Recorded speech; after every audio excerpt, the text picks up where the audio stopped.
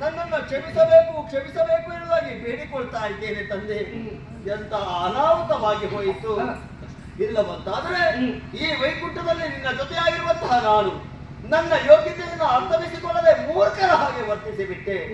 ಈ ವೈಕುಂಠವೆನ್ನುವುದು ಯಾವ ವಿಕುಂಠತೆ ಇಲ್ಲದ ಕಾರಣದಿಂದ ವೈಕುಂಠ ಎನ್ನುವುದಾಗಿ ಕೊಂಡಾಡಿದ್ದಾರೆ. ಇಲ್ಲಿ ದುಷ್ಟ ಸ್ವಭಾವಕ್ಕೆ ಯಾವತ್ತೂ ಬೆಲೆ ಇರುವುದಕ್ಕೆ ಸಾಧ್ಯವೇ ಇಲ್ಲ. ಒಂದೊಮ್ಮೆ ದುಷ್ಟ ಪ್ರವೃತ್ತಿಯನ್ನು ತೋರಿಸಿದೆ ಹೌದು ಅಂತಾದ್ರೆ ಏನಾಗ್ತಾನೆ ಇರುವುದಕ್ಕೆ ಸಾಕ್ಷಿ ಜಯವಿಗೆ ನನ್ನ ಕಣ್ಣೆದುರಲ್ಲಿ ಆಗಿ ಹೋಗಿದ್ದಾರೆ. ಅದನ್ನೆಲ್ಲ ತಿಳಿದರೂ ಸಹ ನಾನೊಬ್ಬ ದುಷ್ಟನಂತೆ ವರ್ತಿಸಿದವರು ತಂದೆ. ಆದ್ರೆ ಇದು ಅಪರಾಧ ಮಾಡಿ ಆಯಿತು.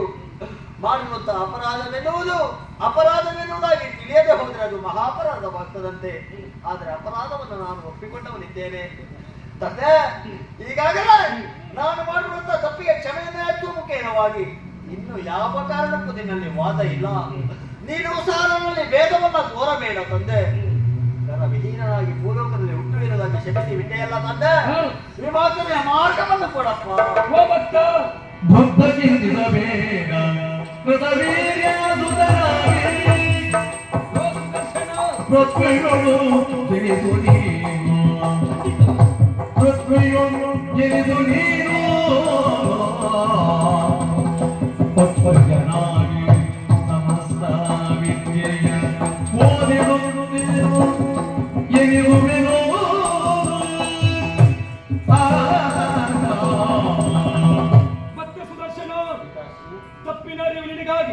ಶರಣು ಬಂದ ಏಕಂದ ಶರಣು ಬಂದವರನ್ನ ಯಾವತ್ತು ಪಡೆದವನು ನಾನು.